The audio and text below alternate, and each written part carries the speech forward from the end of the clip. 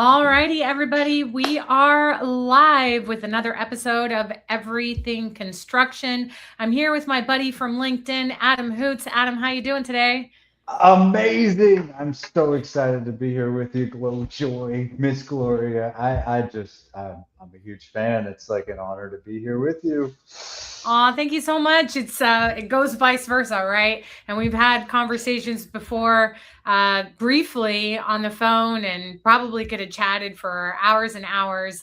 But I'm excited to get to know you a little bit better and share all of your knowledge and wisdom. Just a snippet of that with my network. I'm going to give it a couple of moments for the LinkedIn live stream to log in. The last time I had an issue where it didn't even go live on LinkedIn. So I want to make sure that we do go live. We are also streaming live. All right, we are live on LinkedIn. We're also streaming live on YouTube land. So, if you are in the field, and I know a lot of people, it's Friday, you're wrapping up, you can't watch, but you want to listen, 100% pop into YouTube land. And all of those links are in the comments and whatnot. But folks, for those of you who don't know me, my name is Gloria Marie. I'm a builder by trade. I am an owner representative in the commercial retail fit out space, as well as multifamily and hospitality. I'm here with my buddy, Adam Hoots. Adam, why don't you introduce yourself? Absolutely, Gloria. Thank you for having me. Again, you said it. I go by Hoots. My first name is Adam. Not many people know that with an awesome last name like Hoots. So let's see. How do I? I am a Christian. I'm a follower of Christ. I am a husband, and I am a father. I have twin girls that are 20 years old, or almost 20 years old, and a daughter that's 15, or a son that's 15. Sorry, he is a boy through and through. Let me tell you, basketball, baseball. He's an athlete. I started as this business similar as a plumber's helper. I'll even qualify. It was Hmm. hard. It was difficult. I got very jaded. The lack of respect kind of drove me Hmm. to every seat within a major construction organization, and I've seen the business from a lot of different angles. Currently, I'm a lean construction coach. I love taking complex CPM schedules and making bite-sized visuals for the folks in the field to understand. And then also just improving the work. As our mutual friend Jesse says, we like to eliminate the life-stealing work because our people only have so much effort to put forward, and so we got to maximize what they're able to put forward in their lifetime. On top of all that, I'm a professor and a student at Clemson University. I teach two classes. One's the human side of construction, one's building high performing construction teams. And I'm studying to get a PhD. My studies center around how do we encourage and even like lay out the framework for supervisors and workers to develop trust in the field on the job site. So yeah, that's a Okay. little bit about me. I'm sure I left some things out, but we can pick those up on the way down. And, I love that you started with I'm a Christian and a father first, because truth be told, that is the main reason we connected. It wasn't even construction. There is a community of Christian, like minded entrepreneurs and leaders on this platform and other platforms. And I truly do believe that, as Christians and followers of Christ, the first order, of duty is for us to evangelize.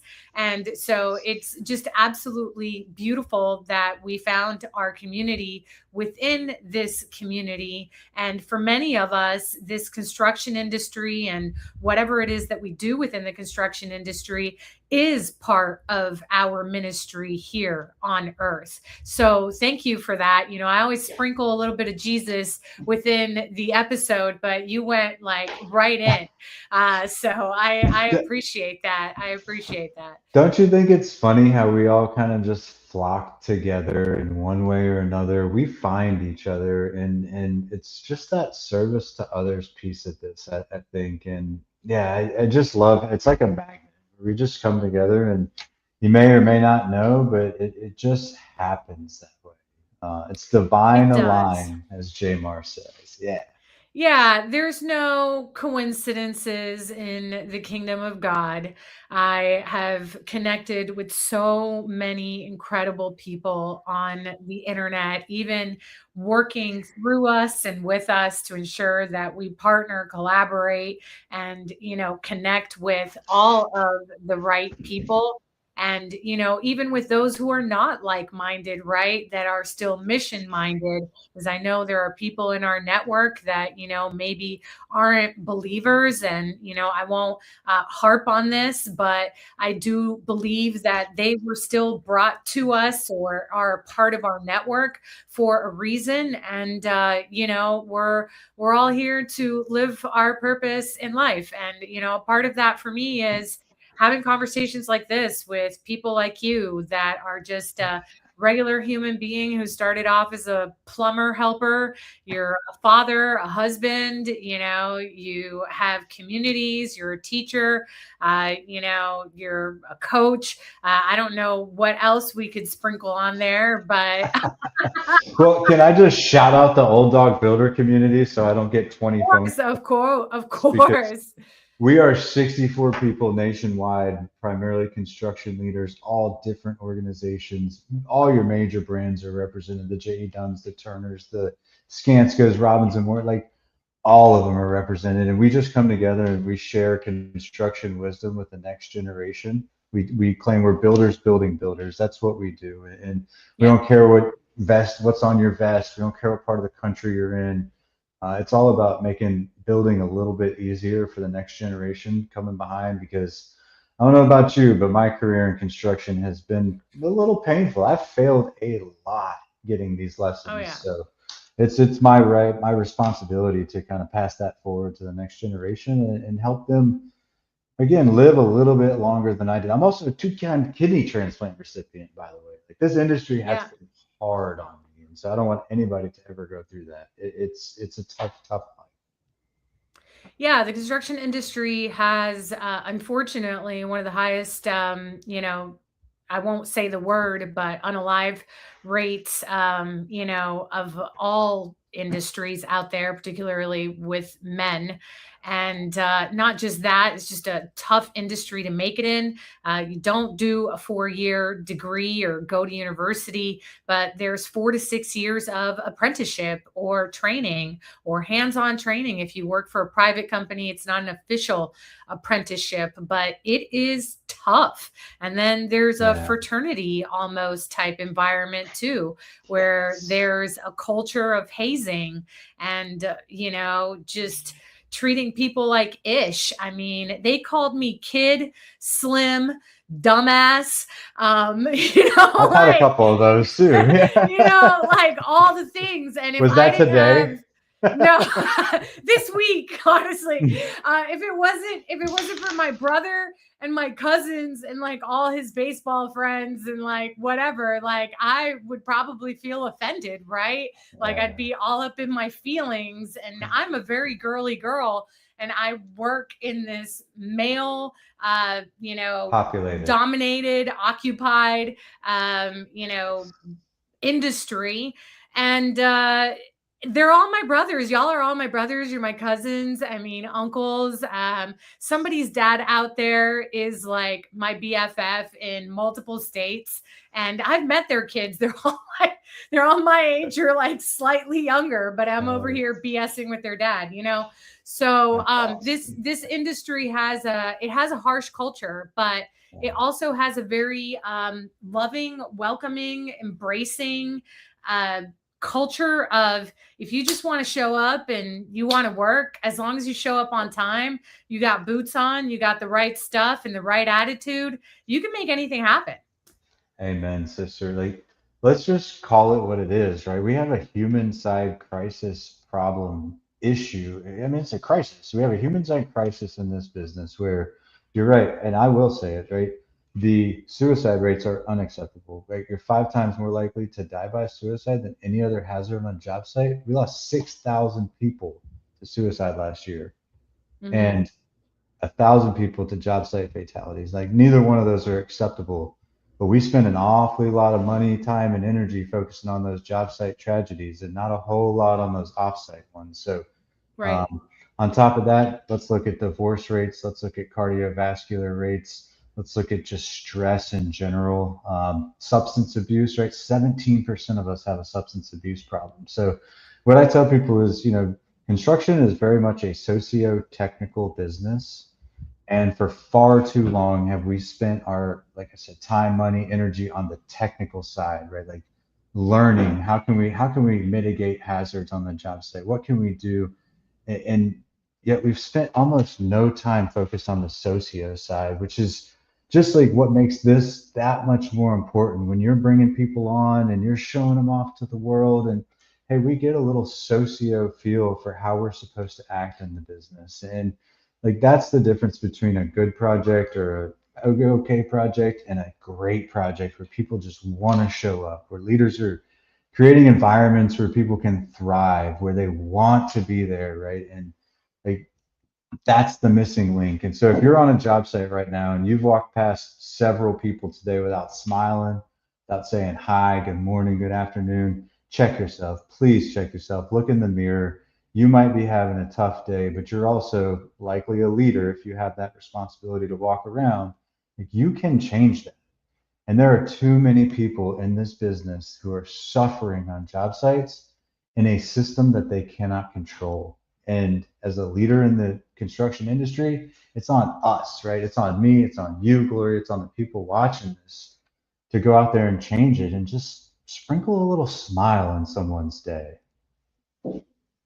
Yeah, absolutely. I mean, I couldn't have said it better myself. I was on a call earlier today with part of my team, and we were discussing my next trip over to that site. And it's because that human side, that face to face side, I could be barking at them via email, or I could be, on a Zoom call or shooting messages, uploading RFIs into Procore, or I could have a face to face meeting with them and, maybe have some kolaches if I'm in Texas, or, Yes. have some donuts if we're up in New York, right? And Bagels, have, maybe. yeah, bagels, whatever, just have a Yeah. face-to-face conversation, maybe learn a little bit about how their kids' summer baseball series was going, maybe how was that 10-year anniversary trip that you chased and made sure that you had the OT so that you could cover it, and then the 2 weeks off so that you could actually take and turn off with your wife, and all of that stuff, right? Like I want to learn all of it. I want to hear about everything, because at the end of the day, yeah, we're here to build stuff, and we all build really cool shit. Like you build cool Oh, shit, like I yeah. build pretty cool shit.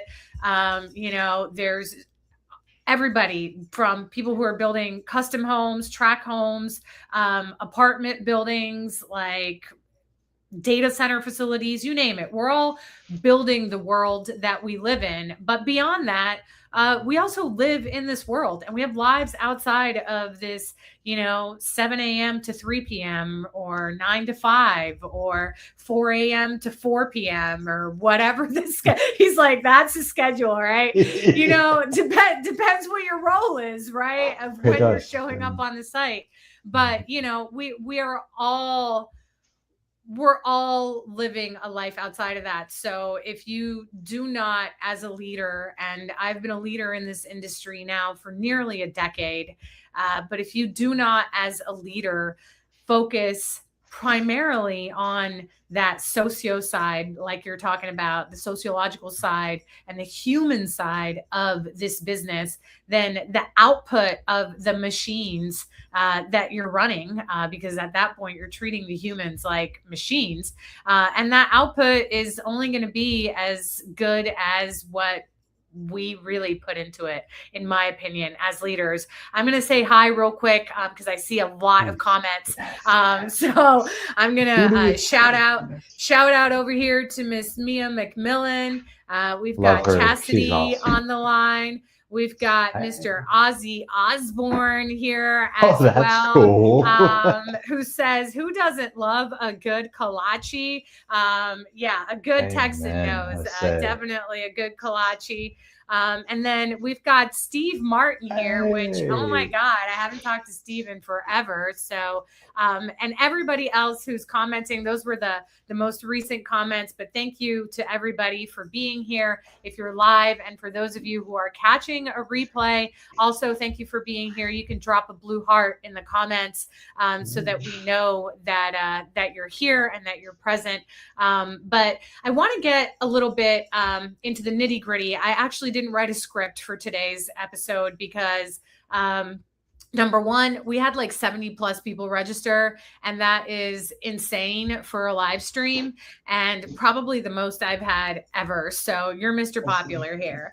And number two, I wanted I don't know about our that. conversation to flow organically, right? But I asked this question of everybody: why construction? So I would love for you to tell us why construction, how you got into construction, what led you to this industry. Yeah, I got hoodwinked, right? So I was one of those. My father, when I turned 16, gave me, and let me preface this. So I had been asking him for a brand new Mustang for 3 years prior. Like since I hit teenage years, I was like, Dad, I need a Mustang. I need a Mustang. Like I wanted a Ford Mustang so bad. And so turned 16 and he put Okay, this wait, what big, year was this? It was like 90s. oh, it would be 98, 99, kind of Okay, so 2000, right in there. Yep. 90s. Okay, Yep. yep. And so he got me a box and it was professionally wrapped and it was like pretty heavy. And I was like, I put some rocks in there and like there's a little key like in there. I just knew that's what it was. And it was sitting on the table when I walked out and I went to open it. He said, no, no, no, not until tonight. You get home from school. We can, anyway, so fast forward that I got home from school. I was so excited. I ripped that package open and I was throwing stuff. And when I opened the box, my heart sank because it was a hard hat, it was boots, it was a vest, safety glasses, and a stack of job applications. And I was pissed, right? I was so angry. Like, what is this? He's like, boy, you want a Mustang, you gonna go earn that thing. It's like, okay, whatever. So I was sorting through the applications and I was like, ooh, modern plumbing. That sounds like fun. Like I can put pipes together. Sure, no problem. He laughed at and I didn't understand that laugh until I was standing almost knee deep in a nasty, mucky hole that the stench was just awful. Corn floating by me. Like I'm talking, I was fixing sanitary leaks, right? And so um, when I was on my way home, like I'm in Orlando, Florida at the time, and I'm plumbing a high school. It was a summer, right? My birthday's June That is 5, and disgusting in the summer. Oh my just God. wait. So it gets worse. I will Florida never. in the summer, for people who don't know. Yeah, It's hot. it's hot. It's hot, hot. And so I actually was able to buy a black Chevrolet Cavalier. It was a 1994. It also Okay. had windows that didn't roll down and air conditioning that didn't work. And I was plumbing about an hour and a half from my house.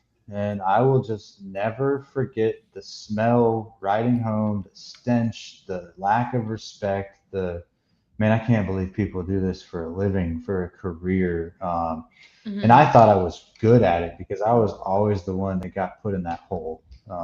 Come to find out, I was just the one that nobody had respect for. I was the FNG, right? The new guy, the freaking new guy. And yeah, that was me. They put me in that hole constantly. And from there, I was just determined that I am going to change this industry for that person in that ditch who has no control over changing this. And ever since then, it's just been a passion of mine. Like when I walk this project, or I like to say stand the project, because little tip trick for you here. If you're walking a project, which is like one of the most common phrases in construction, you're not doing it right. If you walk the project, you are only looking at the work. If you stand the project, you're able to watch the workers, understand how they've designed their own process, and that outside look can really help save somebody's life or at least prevent them from working harder than they should. And shout out Jesse Hernandez with that sweat equity program. Like that man has invested so much time and effort in me to to be able to study work, to improve work, to identify and recognize not just hard work, but life stealing work, and the ability to develop relationships and trust and ask them for feedback and try and get them the tools they need to do their job a little bit better. So that's been the mission, really, Glorious. I felt that disrespect personally firsthand. And so I've been very fortunate to have been on some amazing projects. I worked with Whiting Turner for 14 years, DPR for another 4 years before I realized, oh man, part of this broken industry is nobody knows how to schedule work. We have these 1,000-page schedules, but nobody knows how to read them.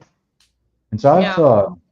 I've been able to like cipher through all those and create nice one pagers that you can really understand workflow, trade flow, logistics flow, and not make it so complicated. You know, I have a a system where like, hey, can a third grader understand your schedule? Because if so, then you're probably in pretty good shape. But if it's more complex than that, you may want to consider some visuals or something else to really help you understand first, second, third, where are we starting? How fast do we need to go? How many people do we need to move that? Like there's deeper questions that CPM schedules just don't answer. So I don't know. Am I on target with what you were asking, where you were going? No, that's a great answer. There's no right or wrong answers here. And CPM, for those of you, because this is the second time you say it, for those of you who are maybe not construction lingo savvy, is construction project management is what he's saying. So or construction management Yeah. schedules. I think you said it at one point. Yeah. So Well, so yeah. sometimes we'll schedule with like what some people will call a critical path. And that means like literally that means if like you have a path of the longest activities to get to the end, and if any one of them fail, you're going to miss your day. And I don't Right. know about you, Gloria, but I've had several activities fail during the scheduling of my projects. And so if you do that to yourself, then you ought to have a little more sympathy for yourself or a little more predictive power of, hey, something's going to go wrong. So how do we create buffers to really absorb those somethings such that we don't go past our schedule and we realize it immediately when variation strikes? So yeah, absolutely. Yeah, I was actually working on a schedule a little bit earlier today and passed it off to one of my project executives to review it and, asked him where we could maybe add some buffer because I saw that he had overlapped a lot of trades, you Yeah. know, and I know why he did that because it is a commercial fit out and retail fit outs. We have a grand opening date and we work backwards. And that grand opening date, in my case, it may be a restaurant, it may be a fitness studio where they're already pre-selling memberships and or have some sort of announcement or marketing team behind that. So we really can't miss that date, you know? And so yes, there are unforeseens that happen. And yes, there's already buffer built into the schedule. But I was looking at the schedule and, I just saw trade stacked on trade, stacked on trade. And I was like, man, if plumbing misses by like 2 days, you know, then the next team, which is the mechanical team, is gonna like miss by 4 or 5 days, which is then going to affect every other trade that comes after that, the fire stopping and putting up the drop ceiling and, whatever else, right? Somebody put in here retail is very demanding and That's an old dog. Yeah. retail is very demanding. Marcus, love you. And I've known Marcus for a really long time. He's one of the OGs of the everything construction community. And yeah, retail is demanding. So stacking the trades is fine, but we do need to add some buffer and or we need to have contingencies in place and money talks, right? So understanding that if things get delayed on one end, we may need to pay some trades double to do night work and or to catch us up on the schedule. We also, ask sometimes of the clients to set an expectation that if there's a lot of changes or huge unforeseens, you know what, man? I know you had a grand opening date, but that may need to be pushed and you need to have a backup grand opening date, and that's only happened to me twice. And that's a pretty good track record, I think. For the most Oh part, yeah. we say we're going to finish projects in 90 days. We get them done in 90 days or less. And that's, one of the main reasons that people hire us Love here that. at Glowjoy to owner rep and construction manage. But building a schedule is not easy, and it's really not something that you can just throw in a software and have it spit stuff back out to you. You can work with software, and the software can suggest things, but unless you have real life experience, unless you know how quickly your electrician works, or your drywall person, your tile installer, whoever's doing whatever the trade is, that schedule is only as good as your people and how well you know your people, and what you can and cannot do within those buffer periods. Amen, sister. Can I just nerd out on you really fast? Sure, guy. So there are four production laws that we don't obey in construction, and I'm not going to go too deep down this rabbit hole, but I do want people to know what they are. Sure. Um, so Little's law is the first one, and these actually come from manufacturing, and this is how we're applying them in construction, right? Little's law tells us three things: work in small batches, limit Yep. your work in process, and finish things as you go. And we Yeah. are notoriously, I mean, those are counterintuitive thoughts that we just don't follow. Um, Right. and then there's a second one called Kingman's formula. Again, it's a calculation, but it basically says, look, however long it's going to take you to do the thing that you're trying to do is equal to the process time of the thing. So however long it takes you to do it, multiplied by variation. How often are you getting off plan?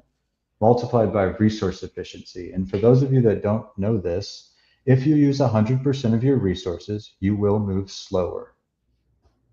For instance, I had Fast Eddie on one job and Jorge on another job, and we were doing the same exact mat foundations. These mat foundations are 12-foot wide, 24-foot long, 6 foot deep, and we had 30 of them to do. Um, and we Okay. called him Fast Eddie for a reason because he was always getting done. He was one or two ahead of George, and I didn't understand because George was always in the hole working with his team. And so one day I went to Fast Eddie and I said, Eddie, man, how do you move so fast? And he said, oh, Hoots, that's easy. You watch me. When my guys get about 60 to 70% done, I peel off and I start preparing them for the next activity. Jorge will work until he's done because that's what he's been taught.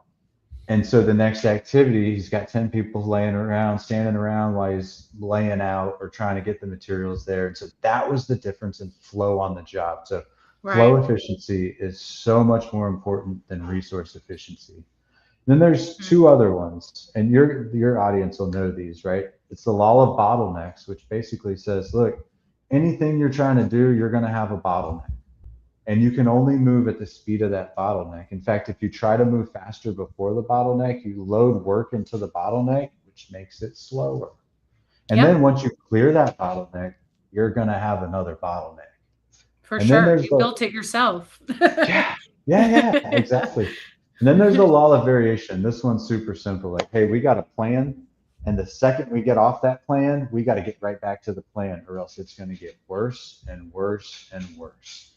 And I won't toss out the two bonus ones for you. You may have to contact Gloria or myself to get those, but I do have a process. You mentioned like prediction of plumber speed or electrician speed. And so here's another nugget for you, right? I call it negative space thinking.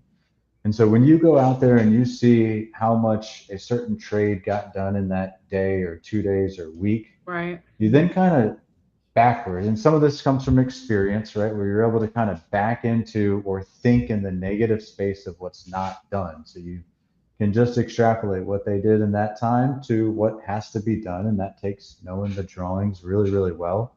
But you're able to really forecast better dates. You're able to get more flow, right? And you're able to, again, when we break down small batches, we finish things as we go, and we limit how many things we do at once, we can fly. But there's so many people out there that are fighting these physics of production, right? This is the gravity of production. Why are you jumping? Just roll with it. Go downhill, not up it. So I think those are some tips and tricks, things that folks can really dive in. And I learned those from Nicholas Modig's book called This Is Lean. Shout out to Mhm. Nicholas. And I actually got to interview him on a podcast, and he said, man, if I had to go back, I would change it. I wouldn't call it lean. I would just call it flow. And I think that's a huge, huge indicator of what we're after. Yeah, and a lot of times, as simple as it sounds, we hear the phrase "go with the flow," and Yeah. there's a Glow reason for with the that. flow. Yeah, glow with the flow. I like Even it. athletes, right? Mm-hmm. If you're gonna sign up for a race, okay. I recently picked up swimming, for example. So if you're gonna sign up for a race, I'm obviously going to want to sign up for the race where I am swimming downstream with the current versus upstream against the current. You know what I'm Hey, saying? Because my time is going to be way better swimming downstream with the current than it is absolutely. going to be swimming upstream against the current.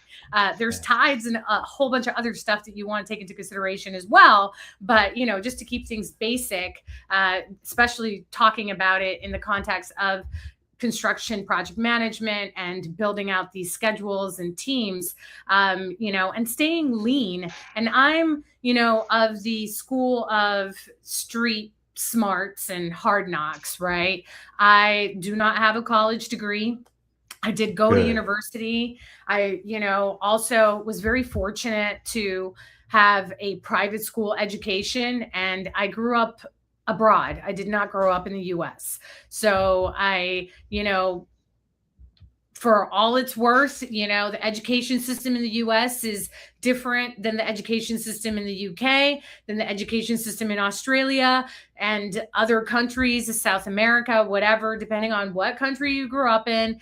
You could be doing more advanced math, you could be doing more advanced reading and writing, or vice versa, right? So I just grew up in a different education system. By the time I made it to university and, saw the degree options and just the trajectory of where I was going, it didn't make sense at the time for me to continue with school. And I felt like I could always sign up for school later, kind of like you're doing right now, right? You're getting a PhD later in life, because you can. Doesn't Nobody says you have to go to school right out of university, so or right out of high Yeah. school, sorry, and or do advanced degrees right out of a 4-year college degree or associate's degree.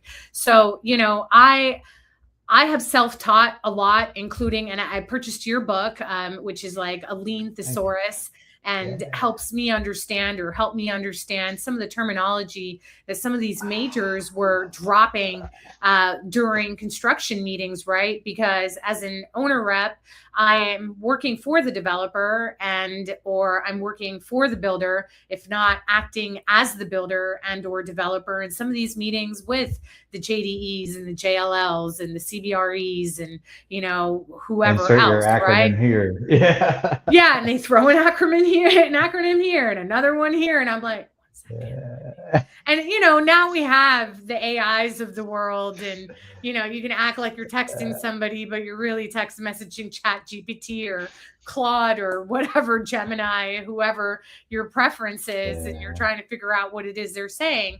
But I also believe that regardless of how we got to this industry or what level we're in, office, field office, hybrid role, whatever, we, especially in leadership roles, always have room for growth and always have room to learn something new. So while I may implement something, there's probably a professional and accurate, scholarly terminology for what it is or process. And, a lot of the things that you're speaking of, I learned in that book about the Toyota way. Yeah. Yeah. Learning, and I forget the name of the book, I think but that's it. I think that's the name of the book, The Toyota Way. okay, the Yeah. Toyota way. Yeah, or Yeah. something to that effect, right? Um, So I I believe there is a lot for us to learn from the Industrial Revolution and even how that transition happened, because Yes. that was one of our biggest tech booms, believe it or not. Even though it's not considered tech, but it was when we started adopting as a society just a different way of doing things. And obviously, yes, doing things exactly the same way that we've been doing it for decades and centuries because it's worked that way. Sometimes that's a good thing. And that's, what I'm saying here. And then other times we can use that, learn from it, expand from it. And now we have another revolution, which is this AI revolution. So, being that you're so much into lean, I also want to ask you questions about AI and how you feel about AI and construction and how you're seeing folks using AI. Do you think that, and it's a very loaded question, you answer whatever part you want, but do you think that AI is, there, if you will, to support construction and construction documentation the way that some people think it may? Do you think it still needs some work? There's probably good platforms out there. Yeah, I'd love your thoughts on AI. Absolutely. So I'm going to drop back real fast on the education piece because I don't want people to get the wrong idea about me real fast. I, like I have a problem with the United States' education system. We teach people to pass tests. We do not teach people to think. That's a huge problem. And so in the Hoots household, all my children growing up, we had spelling tests, right? I don't give a shit if you can spell the word, son. What does the word mean? Like let's talk about the definition of the word. Like spelling, yeah, it's important, but we got AI, we got Word with the little red squiggly. Like we could figure out how to spell things, but what does the word mean? And that is a prime like just example of my issue with the education system. And like part of me going back to school, and I really hope Clemson's not listening to this right now because they're probably going to disown me. But like I've always had a chip on my shoulder, right? I got a public and cultural degree as a bachelor's degree just because I wanted out of there. And so as I've kind of gone through construction, I've developed these ways. And so the reason I'm in school now is to figure out how do I articulate what I do on a job site that allows other people to experience it in a different way. And so that's really my MO there. Like I do not plan to go teach. I plan to stay in the business. I plan to stay in the field. I plan to help these workers as long as I possibly can. And I think I could do a bit of that in the classroom. I'm kind of educating that next generation of builders to come out and respect the people doing the work. Yeah. But I'm not going to be doing that in my life. I just don't belong in an academic setting. I'm too me, I guess. I'm a little too rough. I use some bad words sometimes, despite being a Christian. Forgive me. I know, same. I did it on this podcast and I can't help myself if I come from the field. Like it just happens sometimes. So but forgive you me, made me Lord.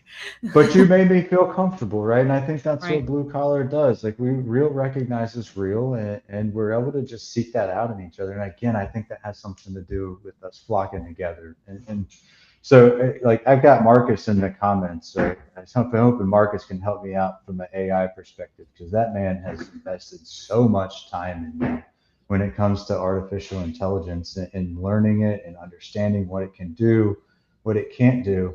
And I kind of like I don't know if I'm going to answer your question or not, but like when I think about AI and what we're doing with it, it kind of brings me right back to that school system approach. Like I believe there's two ways that people are using AI in general, right? I believe that one way is like, hey, I'm just going to go and like put all my information in here and just allow this computer to do all the thinking for me and I can just check all the boxes and then I'll get the output and I might read it and check it and test it, but Mhm. it's just doing the work for me. Right. And I believe those are the people. So if that's you out there and you're just like, hey, putting it in and letting it spit out the answer and you're going with the answer, like good for you. Like I'm not here to judge anybody. Somebody else will do that later. But I believe you're using it for the wrong intention.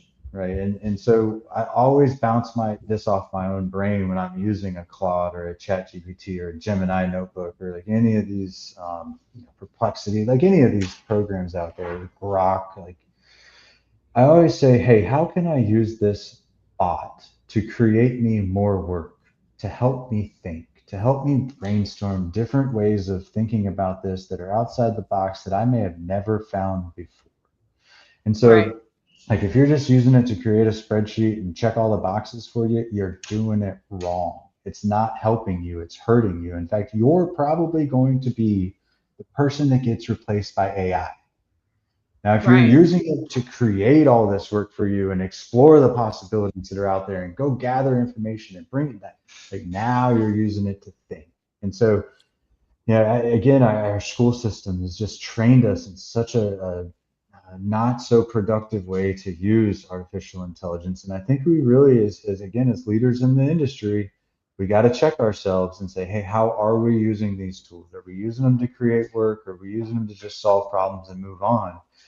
Because if you're doing the latter, in my opinion, you're doing it wrong and you're missing a boat to really improve your own life and the lives of the people that are around you. So, I mean, as far as like seeing it in use, yeah, I see it a lot, right? There's some scheduling programs out there that are doing it. There's the Crane Technologies, Crane with a K. It's a great program. It's a supply chain program, and they're going out there and reading all your specs and reading all your drawings, and they're contacting vendors for lead times during submittal phase, and they're developing your procurement spreadsheet, and you can get a text from a delivery driver and it updates the spreadsheet. Like That's pretty Crane is cool. one of I've never even heard of that.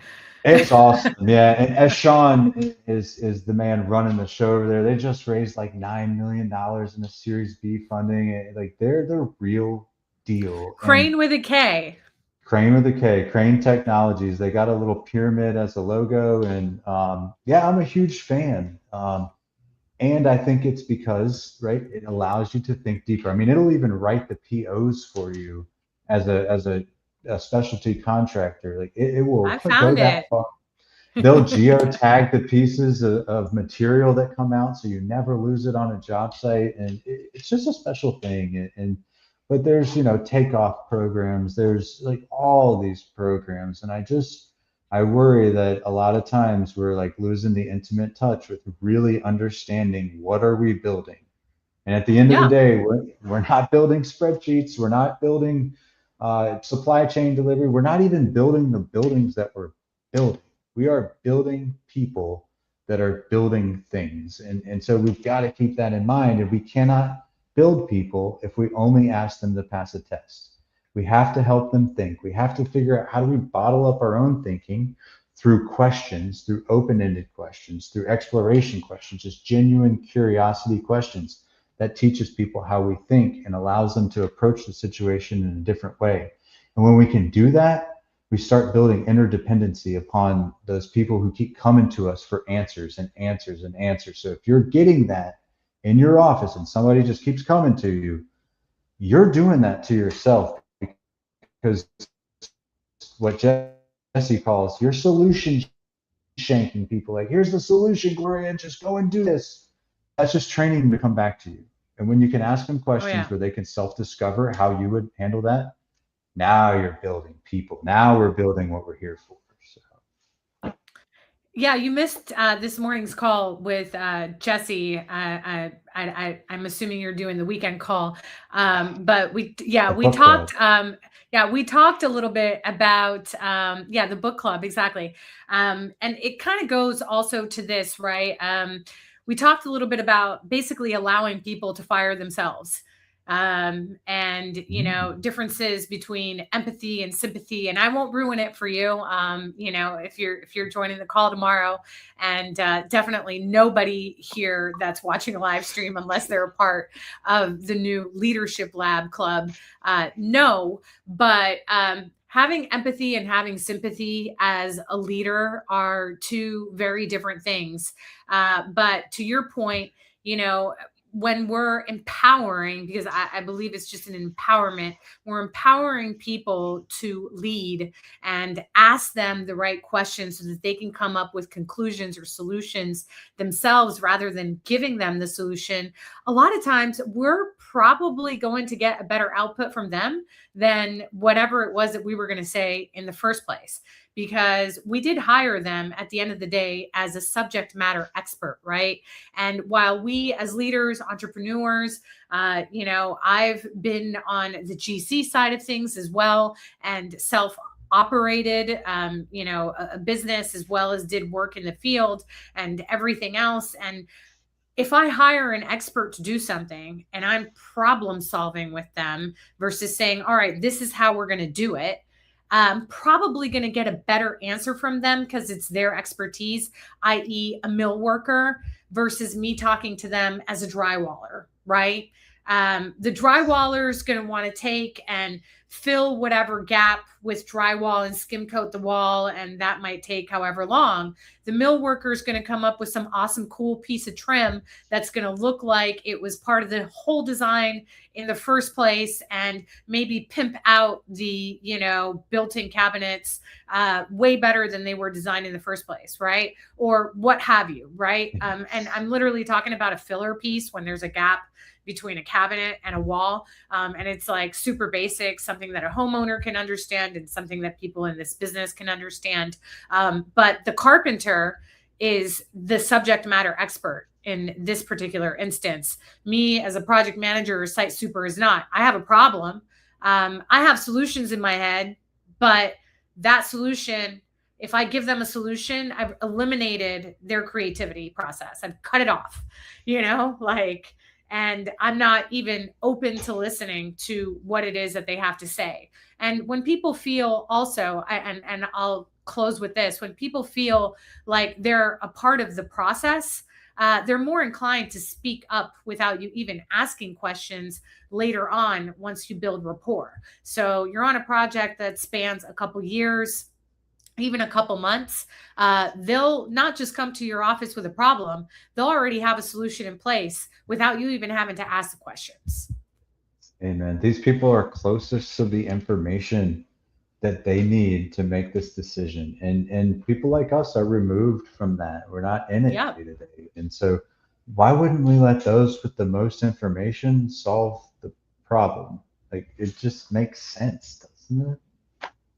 Absolutely. And another example I have is, we had an HVAC subcontractor yesterday who found out that, he was going up against plaster instead of what was originally spec'd out as a concrete slab on a project, and came straight with solutions, didn't say, hey, I'm demobilizing until you guys get, whatever I need, a structural engineer out here and this, that, and whatever. He came with solutions. We picked up the phone and called the structural engineer, had a conversation with the structural engineer, and that solution was solid, right? So we did not need to demobilize an HVAC sub who was already working on a space that was open, which means it was after hours, didn't have to pay 2 mobilization fees, didn't have to pay him for that full day, didn't have to pay for added fees for the structural, you know what I mean? Like all the stuff. We went back to existing documentation, had a conversation with the structural engineer that we had from the building, and we just moved on. And so that's, a solution that I didn't even have to come up with. That is such an awesome example and a prime example of like your true leadership in your project, because like you've made the conditions where that person knows that I can bring that information to Gloria and she's not just going to shut me down and run away. And so again, a challenge to all the listeners out there, like, how do you respond when somebody brings you something? Are you frustrated? Are you curious? Or are you accepting? Right? Are you okay with it? Or is it psychologically safe to bring you solutions? Or are you just going to poo-poo on them all day long? Right? And like these folks that work in the field have been conditioned to not speak. Of course, 100%. I was one of those people in the field. I had all sorts of solutions, but I was, a project foreman's assistant translator, and I was just there to take notes and shut up. Yeah, listen So here, Slim. You don't be doing all that there. Yeah. exactly. Don't Or get mad. I was just Junior. kidding. Yeah, Yeah. my favorite was Junior. And Yeah. I'm like, whose Junior am I? I don't have a single family member on this job site. Like, I later found out that they were like literally calling me like the GC Junior. And they had this Oh, like inside joke because I acted apparently like the GC. I mean, huge compliment for me. oh man, Of yeah. course, but yeah, I didn't never understood what Junior, what the like, where'd that come from? you know? Just someone hurt people, right? Healing yeah, people, heal people. hurt people, and also I think people that haven't worked with a lot of people or are not in the people business, uh popular to contrary belief, and I'm very extroverted here online and in the interwebs, but if you put me at an event and you throw me down somewhere where I don't know anybody, I'm going to stand in the corner and I'm probably not going to talk to anybody. I'm pretty introverted and shy, so I have had to, particularly in this leadership role, really kind of have to turn it on. Almost knocked over my drink. Have to turn it Nice.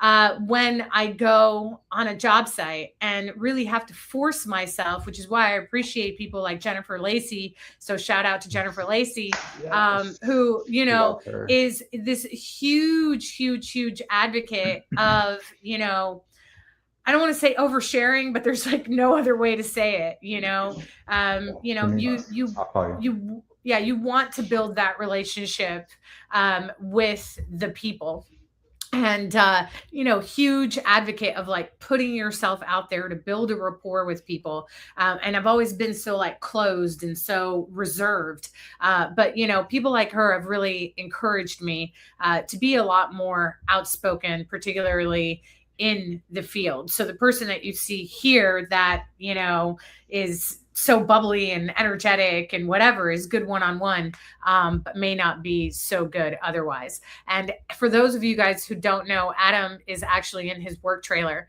So this is somebody who probably just walked in the middle of this, asking a very important question for the job site that he's on. And he is being a good leader and taking care of them while they're there. So, yeah.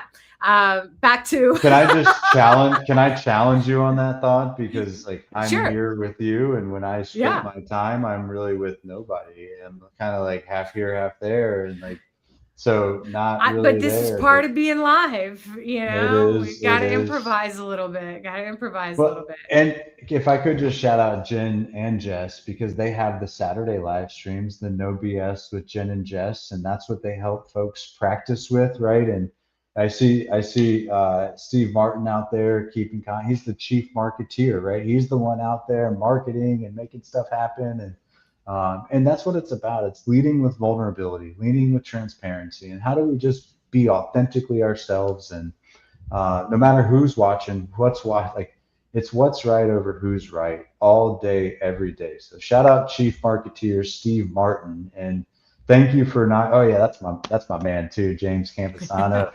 Oh yeah, and we got Yeah, Chris Schwartz in there. we've had some pretty good comments in here as well. So appreciate all the folks that are with us and still with us.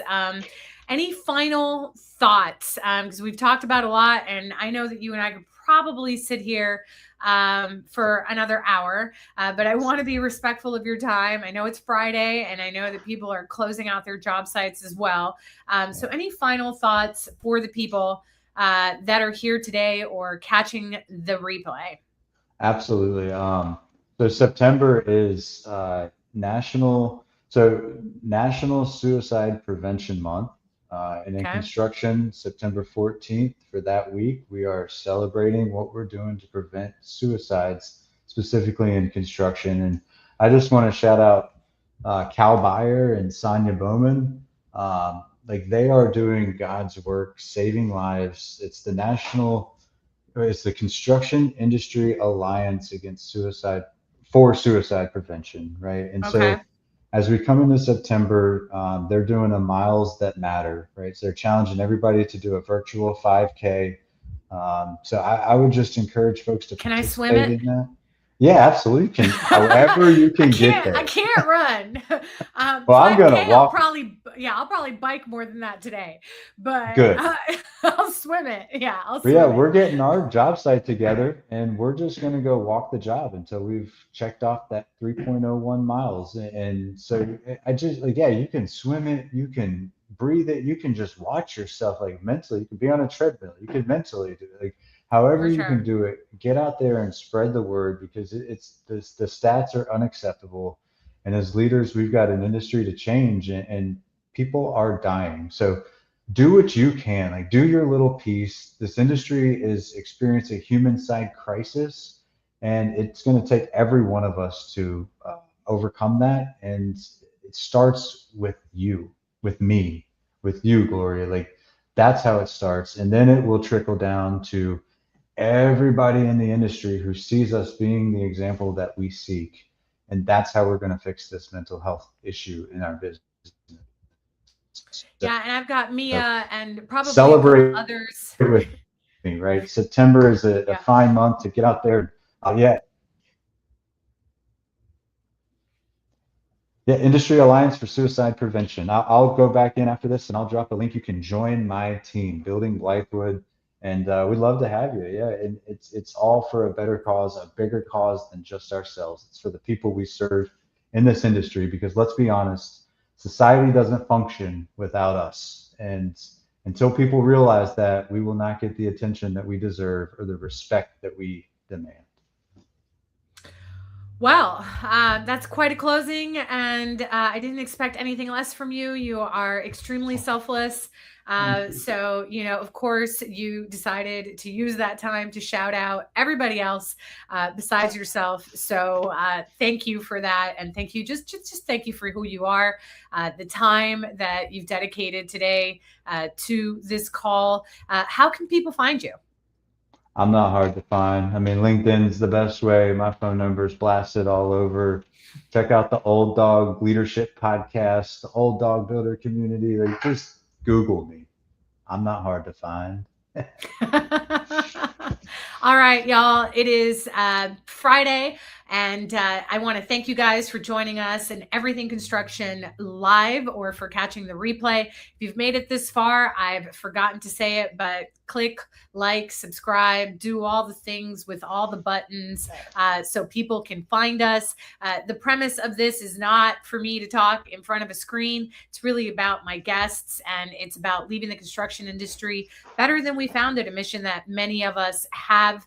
It's about raising awareness in things such as, the struggles of many folks in the construction industry, both young, old, men, women, all races, and from all over the world. Really, it's a global, pandemic, if you will. That we have so many people hurting and struggling in the construction industry, and I believe that it's no coincidence that this was the last episode before the first week of September. So definitely try to sign up on Adam's team, make your own team. We'll definitely post some information in the comments. But until the next time, I want you all to have an awesome weekend. Have a great start to the month of September. And I will catch you on the next stream. Bye, everybody. Thank you, Adam. Holla, holla, holla, holla, holla. Thank you.